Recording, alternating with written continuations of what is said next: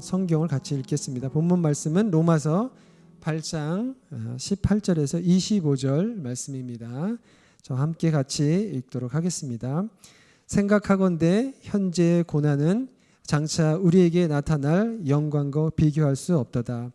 피조물이 고대하는 바는 하나님의 아들들이 나타나는 것이니 피조물이 허무한데 굴하는 것은 자기 뜻이 아니요 오직 굴하게 하시는 이로 말미암이니라. 그 바라는 것은 피조물도 썩어짐의 종 노릇 한 데서 해방되어 하나님의 자녀들의 영광의 자유에 이르는 것이니라. 피조물이 다 이제까지 함께 탄식하며 함께 고통을 겪고 있는 것을 우리가 아느니라. 그뿐 아니라 또한 우리 곧 성령의 처음 익은 열매를 받은 우리들까지도 속으로 탄식하여 양자될 것 곧 우리의 몸의 속량을 기다리느니라. 우리가 소망으로 구원을 얻었음에 보이는 소망이 아니니 보는 것을 누가 바라리요.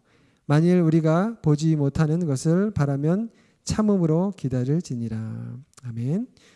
김성률 목사님을 소개해드리겠습니다. 함께하는 교회 담임으로 지금 심우를 하고 계시고요.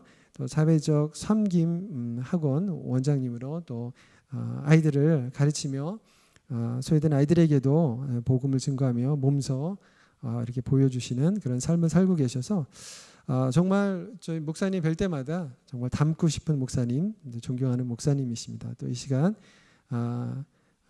그리스도의 고난과 영광이라는 제목으로 로마서 말씀을 증거해 주실 때에 모두 많은 분들 은혜 받으시기를 바라겠습니다. 큰 박수로 이 자리에 모시도록 하겠습니다.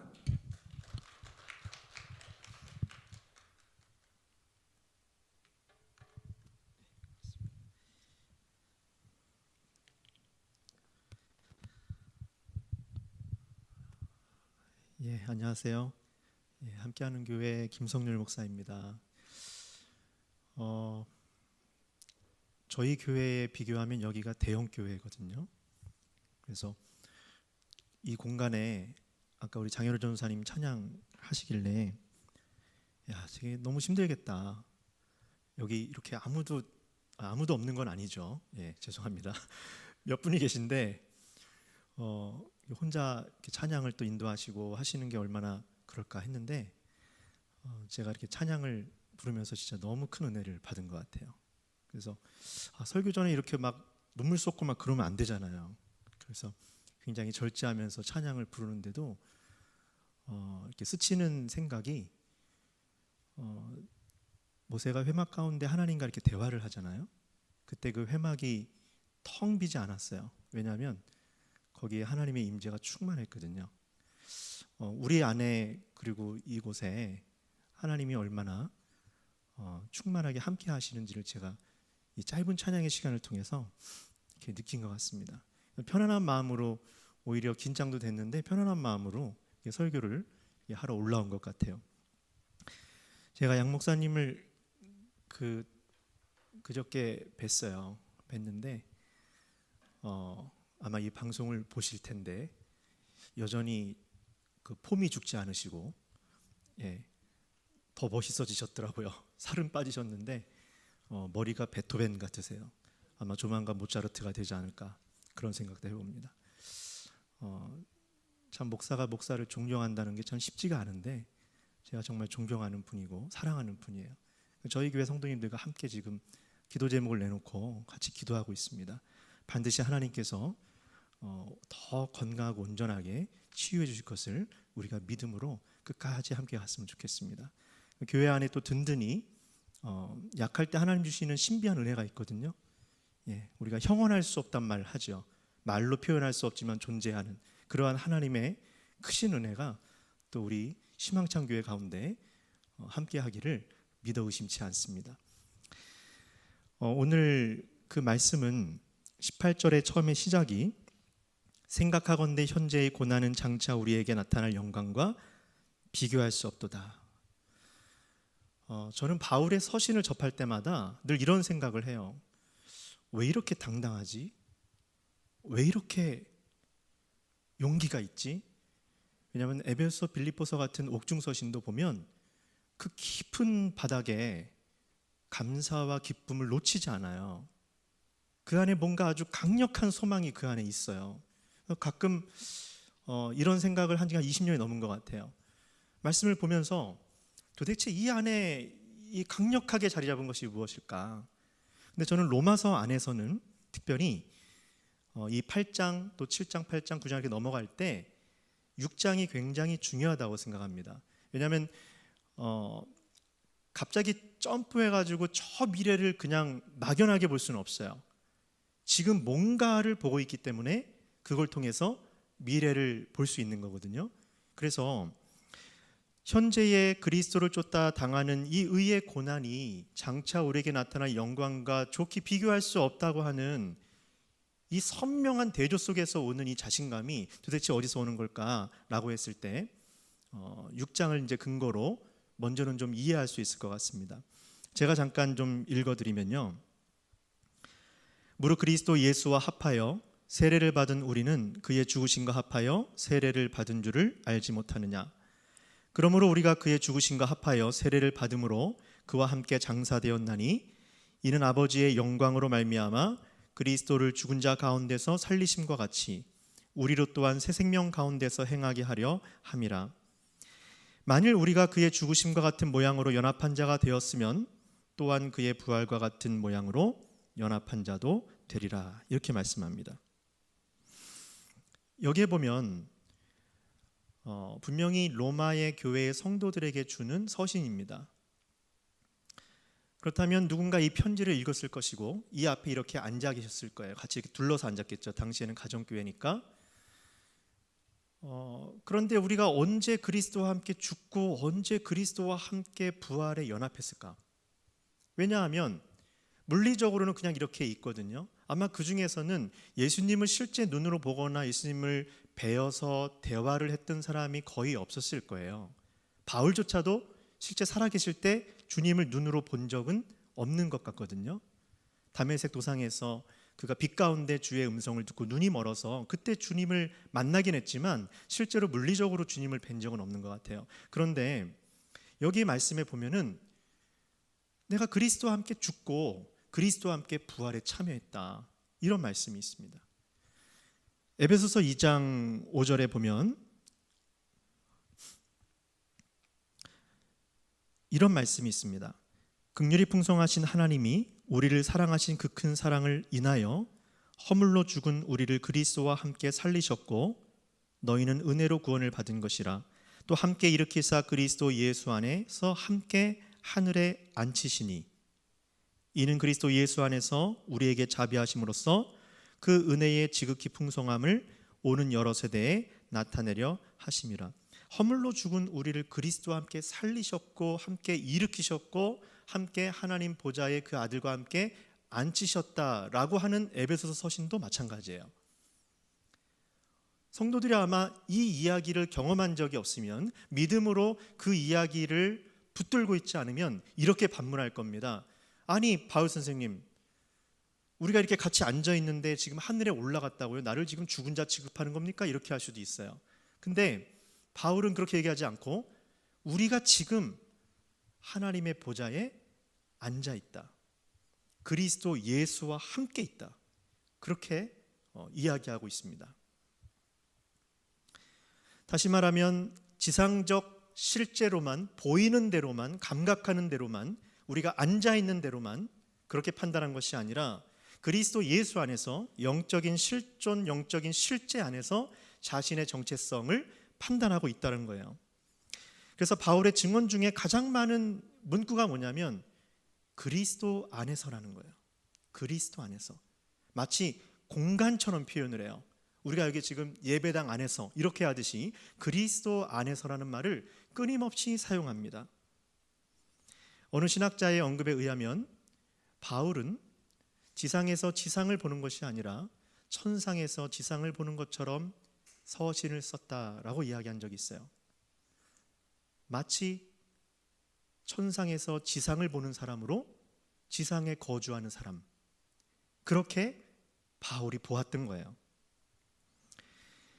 이러한 영적인 생명과 실제를 보고 있는 사람에게 바로 오늘 처음 읽었던 구절처럼 고난이 장차 나타날 영광에 비하여 작다는 것을 말씀하고 있습니다.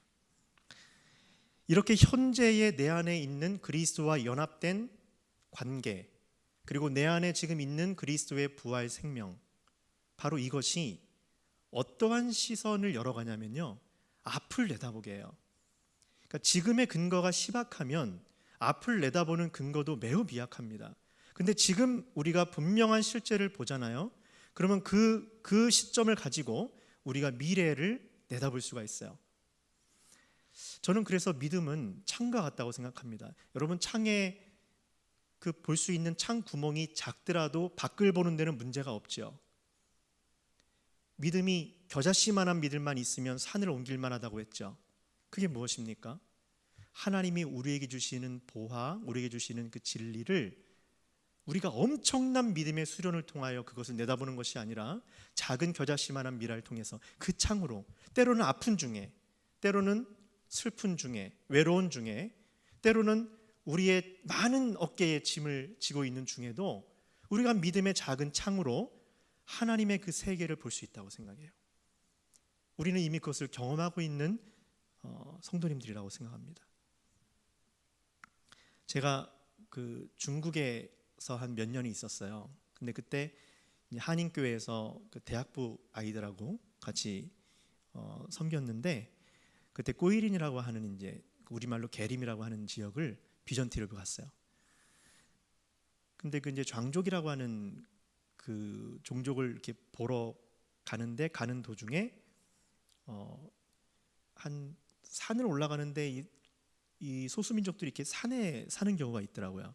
그래서 한 몇 시간을 이제 올라가는데, 같이 갔던 대학생 아이들 이제 상당수가 여학생들이 좀 많았어요. 그러다 보니까 너무 힘든 거예요. 자기는 태어나서 한 번도 가보지 않은 지금 곳으로 이 목사님이 우리를 끌고 가고 있다고 막 그렇게 얘기할 정도로 막 가는데 뭐 벌써 얼굴이 막 일그러지고, 중국의 이 음식이 아시는 분 아시겠지만 산 중턱에서 식사를 시켰는데 당나귀인지 뭔지 아무튼 뭔가가 그 안에 들어가 있어요. 탕 안에. 근데 막 이러고 있어요. 그러니까 이게 뭐 무서워요. 막 문 열었는데, 그러니까 아이들이 그냥 배는 고프지 힘들지, 그러니까 이제 막 원망을 이제 제가 막 느끼니 짐이 점점 무거워지는 거예요. 올라가는데.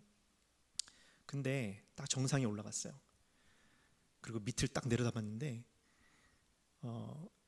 보신 분은 아실 건데요. 중국의 그 계단식 논이 굉장히 장관이거든요. 아마 구글에 계림의 계단식 논 이렇게 치면 아마 아주 멋진 풍경이 나올 거예요. 그거를 보는 순간 아이들이 그렇게 입이 나오고 힘들고 그냥 침묵 속에서 원망의 눈초리를 보냈던 그 아이들이 그거를 보는 순간 얼굴에 다 기쁨으로 변하더라고요. 내려올 때 어땠을까요? 원래 올라갔을 때 그 정도 힘들고 내려오면 더 힘들어야 되잖아요. 근데 하산하는데 힘들지가 않아요. 왜 그럴까요? 보았잖아요. 장관을 보았잖아요. 내려가는데 풍경이 올라올 때 못 보던 풍경을 얘네들이 보기 시작하는 거예요. 위에서 봤던 풍경을 내려가면서. 저는 바울이 그리스도 예수와 함께 할 때 그가 미래를 보고 다시 현재를 보는 그 마음이 그런 거라고 생각해요. 현재의 눈을 통해서 그리스도의 그 은혜 가운데 자신이 부활하신 그리스도와 연합되어 있음을 명확히 본 그가 마지막에 그와 같이 될 줄로 알고 다시 현재를 보는 거예요. 마치 올라가는 느낌이 아니라 하산하는 느낌처럼. 그 장관을 한번 들여다보는 사람에게 있어서의 내려오는 것은 이제 어떤 겁니까? 여전히 다리가 아프고 긁히고 힘들지만 그러나 보았잖아요. 그 장관을 보았잖아요. 그것이 바로 바울의 관점이었다고 생각해요. 저희가 작년에 우리 지난주에 오셨던 최 목사님네하고 같이 연합 수련을 했어요. 갈 때마다 이제 성경책 한 권을 이렇게 그 한 부분을 떼고 오는데, 집회 마지막 날에 작년에 이제 로마서를 했습니다. 근데 집회 마지막 저녁 때 이제 말씀이 끝났는데 저희 이제 누나네 가정이 저희 교회에서 신앙생활을 함께 하고 있어요. 근데 한 4년 몇 개월 전에 그 간암 수술을 했습니다. 그리고 그 몇 년 동안 잘 버티고 지금 이제 올해가 완치 이제 그 시기인데 작년에 얼굴이 너무 안 좋은 거예요. 그래서 물어봤더니 한 달째 하혈을 하고 있고 병원에 갔는데 이제 다른 쪽에 암이 생긴 것 같다. 그래서 빨리 큰 병원 가서 진단을 받아야 된다 이렇게 이제 얘기를 한 거예요. 근데 그런 상태에서 말씀을 맡았어요. 본인이 과연 내가 가야 되느냐 말아야 되느냐 생각하고 있다가 집회를 참여한 거예요. 그리고 이제 그런 얘기를 나누니까 우리 성도님들이 어떻게 했어요? 예, 너무 마음 아프고 다들 울고 막 그랬어요. 이제 그렇게 오전 오후 시간을 보내고 그날 저녁이 됐어요. 집회를 이제 끝났는데 두 부부가 집회를 끝났는데 저쪽에서 밖에서 계속 성경을 들고 뭘 얘기를 하고 있는 거예요. 근데 표정이 너무 밝아요. 그래가지고 제가 가서 뭔 일이냐, 재밌는 일이면 나도 좀 보자고 했더니 하나님이 오늘 집회를 통해서 기도하는 가운데 본인에게 주신 말씀이 있다는 거예요. 그래서 저한테 이렇게 하더라고요. 내가 응답을 받은 것 같아 이렇게 얘기를 해요. 그 말씀이 뭐냐 그랬더니 제가 읽어두겠습니다. 예수를 죽은 자 가운데서 살리신 이의 영이 너희 안에 거하시면 그리스도 예수를 죽은 자 가운데서 살리신 이가 너희 안에 거하시는 그의 영으로 말미암아 너희 죽을 몸도 살리시리라 이 말씀이거든요. 제가 다시 한번 읽어드릴게요. 예수를 죽은 자 가운데서 살리신 이의 영이 너희 안에 거하시면 그리스도 예수를 죽은 자 가운데서 살리신 이가 너희 안에 거하시는 그의 영으로 말미암아 너희 죽을 몸도 살리시리라. 이 말씀에 응답을 받았다는 거예요. 아니 지금 뭐 암이 원래 있었고 다른 쪽에 또 암이 생긴다고 지금 해서 그러고 있는데 이게 좀 이렇게 기뻐할 일인가? 그리고 응답을 받았다는 게 뭐가 치유가 일어난 것도 아닌데 무슨 응답을 받았다는 거지? 라고 처음에 생각을 했어요. 근데 더 좀 그랬던 건 옆에 있던 남편이 그걸 보면서 같이 기뻐하고 있는 거예요. 자기 아내가 그 말씀을 하나님께 받았다고 하면서 같이 기뻐하고 있는 거예요. 참 신기하다 싶었습니다. 근데 이제 며칠 뒤에 소식이 들려오기는 병원에 갔는데 의사가 너무 이상하다고 그냥 아무런 흔적이 없다고 한대요. 그래서 저도 하나님이 때로는 치유하시기도 하시고 때로는 그렇지 않게 하시기도 하시죠. 예, 저희가 양자가 다 있습니다. 근데 제가 그 좀 신비한 하나님의 은혜를 이렇게 겪어가면서 느끼는 게 있어요. 제 가슴에 굉장히 많이 남은 거. 원래 그렇게 있을 거라고 했던 것이 깨끗하게 사라진 것보다 더 제가 마음속에 남은 게 뭐냐면 그 두 부부가 무언가 해결되기 전에 이미 하나님이 궁극적으로 자기의 몸을 온전케 하실 것에 대해서 마지막에 그리스도가 오실 때 우리는 누구나 온전케 된다라고 하는 것에 대해서 선명한 믿음을 갖고 있었다는 거예요. 그리고 나서 근처의 다른 교회에 초대를 받아서 그러한 은혜를 또 나눴던 적도 있습니다. 그러니 하나님이 원하신 게 뭘까 이걸 통해서 바울이 고린도서에서 이런 얘기하죠. 내가 사망에서 처한 것 같다가 나를 다시 건지시고 또 건지시고 또 건지셨다. 바울은 여러 곳에서 이야기해요. 자기가 노예에서 저 말미에 있는 사람 같다. 내가 사형 선고를 받은 것 같다. 내가 이 세상의 먼지와 같은 그런 그 오물의 찌꺼기와 같은 존재다. 그런데 하나님께서 그런 와중에 자기와 함께 하신다. 그 얘기 계속 고백하죠. 어쩌면 믿음은 다 되어진 것을 보기 이전에 하나님이 우리에게 주신 단지 그 근거만을 가지고 아직 오지 않은 실제까지 포용하는 것, 그것이 바로 믿음의 아주 중요한 실제라는 것을 저는 그런 일들을 통해서 경험합니다. 요한일서에 보면 이런 말씀이 있습니다. 사랑하는 자들아, 우리가 지금은 하나님의 자녀라. 장래에 어떻게 될지는 아직 나타나지 아니하였으나 그가 나타나시면 우리가 그와 같을 줄을 아는 것은 그의 참모습 그대로 볼 것이기 때문이니 주를 향하여 이 소망을 가진 자마다 그의 깨끗하심과 같이 자기를 깨끗하게 하느니라. 아멘.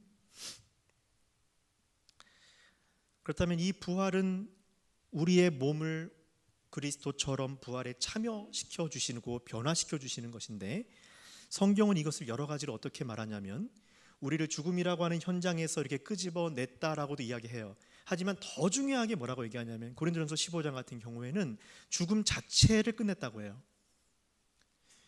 우리는 죽음에 처해진다는 생각을 잘 안 합니다. 그럼 사망이 패해진다는 뜻이 뭐예요? 죽음이라고 하는 그 존재가 박살나는 거예요. 내가 죽지 않는다 이 차원이 아니라 근원적으로 죽음이라고 하는 존재 자체가 죽어버리는 일이 벌어져요. 언제요? 그리스도의 부활에서. 그것이 처음에는 그리스도에게 나타났고 첫 열매이신 그리스도에게 나타났고, 이제 우리 가운데 성령이 오셔서 오늘 말씀에 보면 거기 보면 이제 동격으로 문법적으로는 처리가 되어 있는데요. 첫 열매이신 성령께서 우리 가운데 함께 하심으로 우리가 이제 마지막을 내다보는 존재로 살아가게 된 거예요. 죽음이 끝나는 겁니다. 나의 죽음이 끝나는 것뿐만 아니라 죽음 자체가 파기되는 거예요. 그리스도의 부활에서. 또 요한일서에서 뭐라고 말하죠? 우리가 사단의 속박에서 벗어난다고만 얘기하지 않고 사단 자체가 멸해진다고 얘기하고 있죠. 계시록의 핵심 중에 얘기가 그거거든요. 사단의 센터가 붕괴되는 겁니다. 우리가 거기로부터 단지 나오는 게 아니라 그 자체가 붕괴되는 거예요. 그러니까 그리스도의 부활은 단순히 우리가 어디로부터 나오는, 마치 어둠에서 이렇게 있다가 거기서 나오는 그런 차원이 아니라 그 차원을 넘어서 그 자체가 사라지게 되는, 그 자체가 붕괴되는 그런 역사가 일어나는 것이 그리스도의 부활이고, 거기에 우리가 참여된 거예요. 신약의 서신을 볼 때 왜 이렇게 단어들이 화려하고 왜 이렇게 영광이라고 얘기하고 왜 이렇게 장엄한 얘기를 할까라고 했을 때 저는 이거를 보았기 때문에 그렇다고 생각해요. 높은 정말 말로 할 수 없는 장관을 본 사람이 그 사람 어땠어? 그저 그랬어. 이렇게 얘기할 수는 없습니다. 절대. 예전에 어느 작가에게 책을 쓴다는 건 뭡니까? 이렇게 물어보니까 그분이 이렇게 답변하더라고요. 책을 쓴다는 것은 마치 여행을 다녀오는 것 같다. 그럼 뭐가 달라지죠? 책을 쓰면 여행을 갔다 오면 똑같은 집에 들어가는데 느낌이 다르대요. 달라진 거예요. 그래서 C.S. 루이스는 그의 작품들에서 그런 얘기를 합니다. 신앙에 굉장히 중요한 게 상상력이다. 근데 그가 말하는 상상력이 뭐냐면 없는 거를 지어내는 상상이 아니라 있던 것을 새롭게 보는 상상이에요. 있던 것을 새롭게 보는 것. 바울이 그리스도를 만나기 이전에 보았던 것 중에 전혀 다른 걸 본 적이 있을까요? 없습니다. 원래 만났던 사람들, 새롭게 만난 사람들이 있지만 그들도 원래 있었던 사람들이죠. 새로운 풍경을 본 게 아니에요. 근데 다 다르게 말하고 해석을 다르게 하고 있어요. 왜요? 그리스도 예수 안에서 이 부활의 은혜를 오롯이 경험하고 있잖아요. 그것이 그를 다르게 만드는 겁니다. 그런데 오늘 한 가지 더 살필 것은 이러한 그리스도의 부활의 은혜가 우리에게서 끝나는 것이 아니래요. 심지어 뭐라고 얘기하냐면 창조 세계가, 피조물을 이제 어떤 성경은 창조 세계, 어떤 성경은 피조물 했는데 그 피조물의 범주가 어디까지는 정확히 재단하기는 어렵습니다. 이게 동물과 식물과 우리의 문화의 어느 선까지 이야기하는지 정확히 말하기는 어렵지만 어찌됐건 창조 세계를 표현하는 것은 분명해요. 그런데 이 창조 세계가 우리를 고대한대요. 교회를 고대하고 있대요. 그러면 모르는 사람들은 거꾸로 말할 거예요. 세계가 있고 내가 있고, 내가 세상의 지배를 받으면 받았지 내가 세상을 지배한다든지 이런 생각은 우리가 별로 해본 적이 없습니다. 우리가 살면서 예를 들어서 힘든 일이 생겨요. 그 일이 나를 지배한다고 생각하지 내가 그 힘든 일을 지배한다고 생각은 못합니다. 그런데 바울은 굉장히 담대하게 뭐라고 말하냐면 피조 세계가 자기를 기다리고 있대요.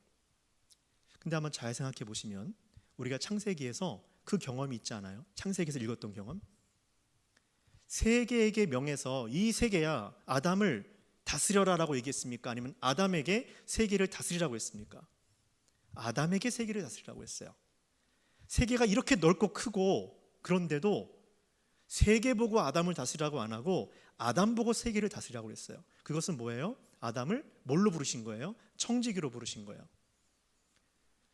하나님께서 하도 사람들이 악하고 범죄를 해서 이제 그 처음에 아담한테 했던 것들이 다 사라진 줄 알았어요.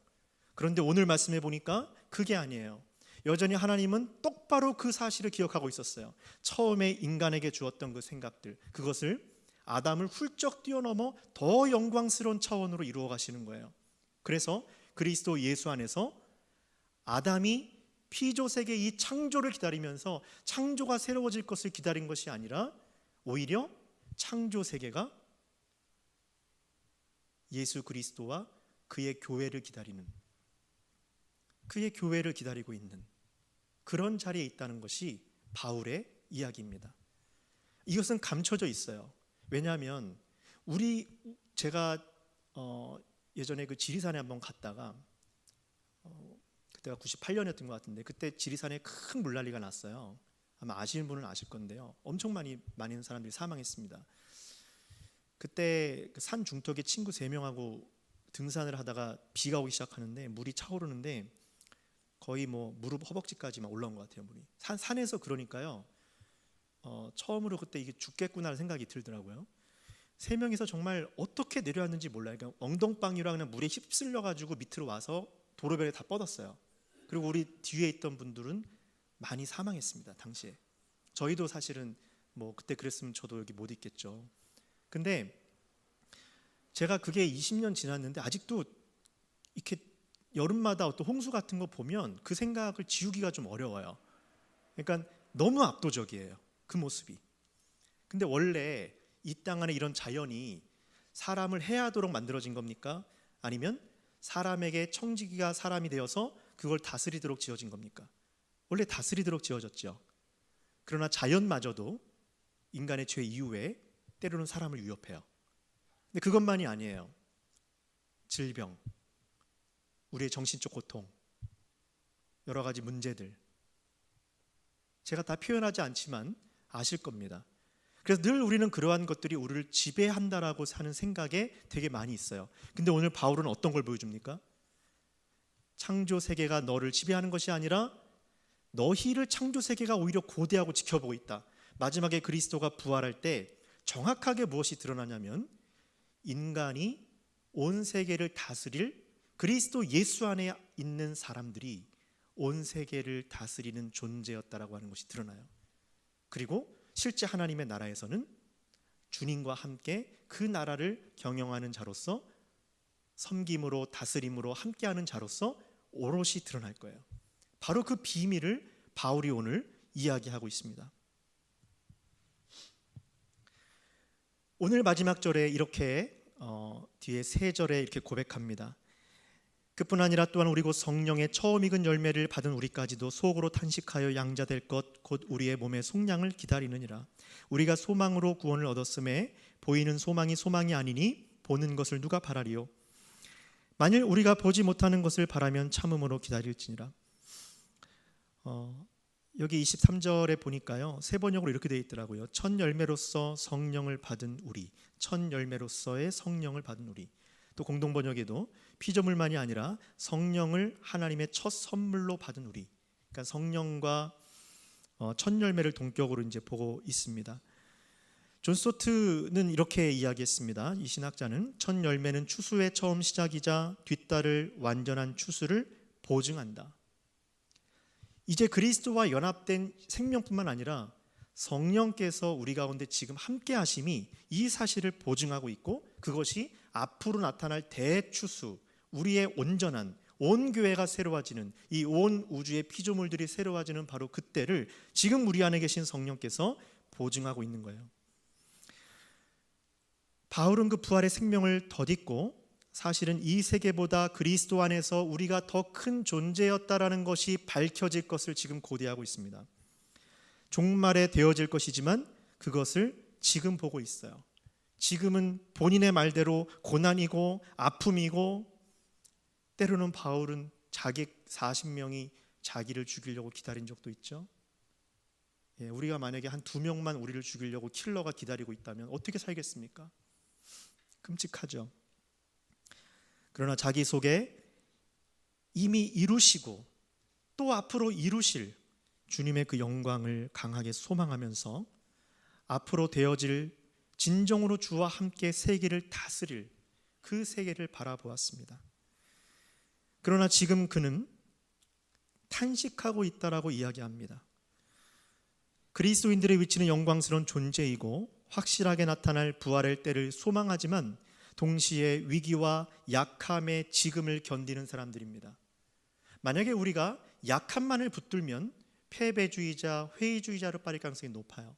동시에 승리만 붙잡으면 우리는 모든 생활이 아무것도 아닌 것처럼 초월된 자로 살아서 그리스도의 증인의 역할을 일상 속에서 하기 어려울 것입니다. 이 양자의 극단을 경계하면서 바울은 영광을 가지고 있는, 그러나 때로는 한숨을 쉴 수밖에 없는 존재라는 것을 받아들여요. 이 긴장의 팽팽함을 지니고 있지만 궁극적인 소망으로 버티며 인내하는 사람들, 하나님의 통치에 참여하여 세상을 다스리지만 그러나 갈등과 무시를 당하기도 하는 사람들, 죽음을 이기는 생명을 받았지만 죽음을 맞이하는 사람들, 강하지만 약하고 약하지만 강한 존재들, 지나치게 우리의 존재만을 부각시키면 우리는 그리스도 없는 우리의 존재만을 부각시키는 사람들이 아니에요. 우리는 이러한 고난의 긴장, 이런 고난의 긴장을 우리 몸에 부둥켜 안고 살고 있습니다. 영광스러운 주님의 자녀요, 하나님의 청지기요, 하나님의 동역자예요. 그러나 나그네고 약하고 고난 가운데 있고 아픔을 겪습니다. 풍랑이 있는 바다에 있는 것이지 잔잔한 바다에 있는 것이 아닙니다. 그러나 그 가운데 떠 있는 배에 주님이 함께 하시는 거예요. 그 위기의 한가운데조차도 믿음으로 이 확실한 소망이 박혀 있는 것을 거부할 수 없습니다. 그렇기 때문에 어떠한 순간에도 주님의 이름을 부끄러워할 수가 없는 거예요. 비록 내가 수치를 당하더라도 그 그리스도를 부인할 수 없는 것입니다. 저는 양 목사님 볼 때마다 그 생각이 많이 들었어요. 옳은 일을 하면은 항상 적이 있거든요. 저분이 무엇 때문에 저런 수치를 감당할까라는 생각을 가끔 했어요. 주님 때문 아닐까요? 그 깊은 곳에.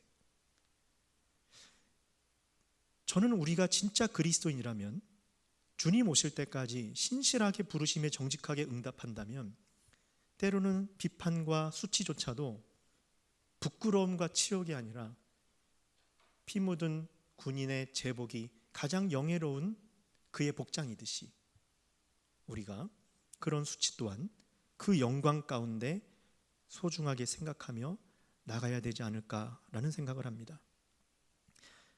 무조건 괜찮다고도 아니고 무조건 힘들다고도 아닙니다. 그리스도 예수 안에서 힘들지만 괜찮습니다. 그리스도 예수 안에서 약하지만 강하고 그리스도 예수 안에서 쓰러져도 쓰러지지 않는다고 바울은 이야기하고 있습니다. 그리스도 안에서는 안 좋지만 좋습니다. 그리스도 안에서는 끝까지 고난을 회피하지 않고 부둥켜 안고 살 수밖에 없는 연약한 존재들이지만 그러나 패배가 아니라 우리에게 주어진 생명의 근원적인 승리를 우리의 몸에 체감하면서 그렇게 우리가 장차 나타날 주님의 영광을 우리의 믿음이라고 하는 연약한 하지만 강한 그 시야를 놓지 않으면서 소망을 가지고 그렇게 걸어가야 될 것입니다. 그래서 바울은 마지막에 이렇게 얘기했습니다. 만일 우리가 보지 못하는 것을 바라면, 만일 보지 못하는 것을 바라면 참음으로 기다릴지니라. 예기치 않은 고난 중에 그리스도의 은혜의 영광을 품고 인내하며 사는 자, 그러한 그리스도인의 포지션을 가장 영예롭게 알던 자, 저는 우리 모두가 그러한 주님의 좋은 증인이 되시기를 간절히 부탁드립니다. 우리 함께 기도하겠습니다. 오늘 말씀을 부여잡고 고난 중에 또 주님의 지금에 주시는 부활의 은혜와 영광, 그걸 통하여 우리에게 닥칠 온전한 그 은혜, 그러한 소망이, 그러한 믿음의 소망이 나그네 같은 우리의 인생 가운데 함께 하기를 또 우리